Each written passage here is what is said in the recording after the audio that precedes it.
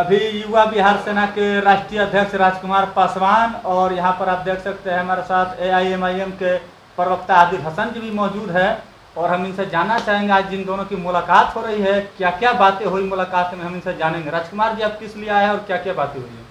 देखिए, AIMIM office दफ्तर हम इसलिए आए हैं कि जो बिहार में और देश में जो गठबंधन का दौर चल रहा है, एक तरफ इंडिया और एक तरफ NDA, तो बिहार को इन दोनों से निजात नहीं मिल पा रही है। इसलिए तीसरा मोर्चा, तीसरा गठबंधन चाहिए बिहार को, देश को भी। तो उसमें हम पहल कर रहे हैं।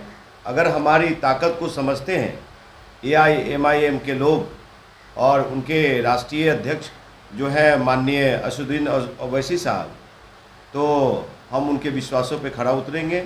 और बिहार में जिस तरह से जाति के नाम पे, मजहब के नाम पे, धर्म के नाम पे ठगा जा रहा है और देश को ठगा जा रहा है, उससे निजात दिलाने की मेरी पहल रहेगी। और आपको बता दूं कि चिराग पासवान जितने भी सीटों पे लड़ेंगे वहाँ पे युवा बिहार सेना पार्टी के उम्मीदवार होंगे और उनको मुंह तोड़ जवाब दूंगा कि पासवानों को बिहार में ठगना, दलितों को ठगना, अक़लियत को ठगना, बिहार के 13 करोड़ आवाम को ठगना कितना भारी पड़ता है, वो 2024 का लोकसभा चुनाव में समझाएंगे। अच्छा, AIMIM के साथ अगर आपकी गठबंधन हो जाती है तो कितनी मजबूती मिलेगी? देखिए, आज पहली मुलाकात है, पहली बात है और आगे और भी सहमति हम लोग की बनेगी, पूरा उम्मीद है। उम्मीद करते हैं कि बहन मायावती भी हम लोग के साथ आए, उनके लिए पहल चल रहा है। राष्ट्रीय नेता लोग बैठ के बात कर रहे हैं।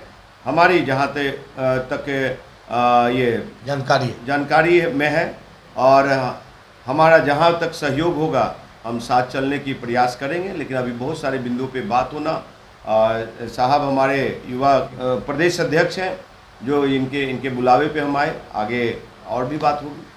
क्या कहिएगा आदिल जी, आज आए हुए हैं युवा बिहार सेना के राष्ट्रीय अध्यक्ष राजकुमार जी, आपके साथ क्या क्या मुलाकात में बात हुई? बहुत बहुत शुक्रगुजार हैं इंजीनियर राजकुमार साहब का। वो MIM के दावत पर आए, हमारी कुटिया में आए, लेकिन ये कुटिया MIM की अपनी है। मैं इनका दिल से इस्तकबाल करता हूँ। और जहाँ तक गठबंधन की बात है, आज पहली मुलाकात हुई है, पहली बात हुई है, भविष्य में भी इस पर चर्चा होगी। हम चाहते हैं कि इनके जैसा नौजवान पढ़ा लिखा इनकी टीम और MIM के लीडर बैरिस्टर असदुद्दीन ओवैसी साहब, अकबर साहब, अख्तर उर रहमान साहब हमेशा चाहे हैं युवाओं को आगे बढ़े, युवाओं के हाथ में, क्योंकि 65% आबादी युवाओं की है। बैरिस्टर साहब ने पार्लियामेंट में भी एक बिल को रखा कि 21 साल की उम्र के युवा को लोकसभा और विधानसभा लड़ने की इजाज़त दी जाए। वाहिद हिंदुस्तान में किसी लीडर ने इस प्रस्ताव को रखा है। वोट तो सब युवाओं का लेते हैं, वोट युवा की बात करते हैं, लेकिन 75 साल 80 साल के साहब प्रधानमंत्री बने हुए हैं। जब आबादी 65% मेरी है, युवाओं की है, तो आप प्रधानमंत्री क्यों बन रहे हैं? युवाओं को मौका दीजिए। अच्छा, जाकर देश दुनिया के बड़े बड़े मुल्कों में देखिए, युवा प्रधानमंत्री, युवा प्रेसिडेंट बने हुए हैं। तो भारत में युवाओं का देश है, तो भारत में युवा क्यों नहीं बन सकते आगे? अच्छा, आपकी पार्टी जो है गठबंधन करेगी अगर, तो आप लोगों को कितनी मजबूती मिलेगी? एक तरफ से मायावती भी अगर आ जाए, AIMIM भी आ जाए और युवा बिहार राष्ट्रीय सेना के अध्यक्ष भी हैं यहाँ पर साथ में आपके, अगर आप लोग तीनों मिल जाते तो कितनी मजबूती? बहन जी जो मायावती जी हैं, उनके साथ वो 2020 में भी हमारा गठबंधन था और वो बैरिस्टर असदुद्दीन ओवैसी साहब ने हमेशा बोला कि हिंदुस्तान में एक जनाधार वाली नेता, एक मजबूत नेता जिनका नाम बहन मायावती हैं, 4 बार की चीफ मिनिस्टर उत्तर प्रदेश जैसे राज्य की रही हैं, पहले भी रही और इंशाल्लाह उम्मीद है कि आगे गठबंधन होगा। मैं इंजीनियर राजकुमार पासवान साहब का भी दिल से इनकी पूरी टीम का इस्तकबाल करता हूँ। और आज पहली बात हुई है, पहली मुलाकात हुई है, लेकिन ये मुलाकात सार्थक है। और हमारा यही कहना है, इस इंडिया में ना मुसलमान दिखता है, ना दलित दिखता है, ना आदिवासी दिखता है। इस NDA में भी वही हाल है। संजय झा इधर है तो उधर भी आप देख रहे हैं कि कौन साहब है। तो मतलब आप देख रहे हैं कि जहाँ पर मुसलमानों की हिस्सेदारी, दलितों की हिस्सेदारी, आदिवासियों की हिस्सेदारी, मजलूमों की हिस्सेदारी कहाँ पर है, आप देख रहे हैं। मतलब सत्ता के लिए भाजपा किसी भी हद तक जा सकती है। अच्छा, आप लोग का गठबंधन जो अगर हो जाता है कितना कारगर साबित होगा? एकदम होगा। मैं इंजीनियर राजकुमार साहब का जो पकड़ है, जो क्षेत्र में इनके जो संगठन है, उसकी उनकी सब मिल के, क्योंकि मुट्ठी बंद मुट्ठी जब तक तभी मजबूत होगी लड़ाई मिल के करना पड़ेगा, क्योंकि भाजपा को हराना है और फिरका परस्त को हराना है तो आपको मिल के आना पड़ेगा। और ये तथाकथित जो महागठबंधन है, ऐसा कोई सगा नहीं जिसको नीतीश जी ने ठगा नहीं है, लालू जी कहते हैं। तो ये किसको कल ठग देंगे कोई नहीं जानता है। मैं चाहता हूँ राजकुमार साहब से भी आप पूछें। क्या बोल रहे हैं राजकुमार जी, बोलिए। देखिए, आपको बता दूं कि बिहार में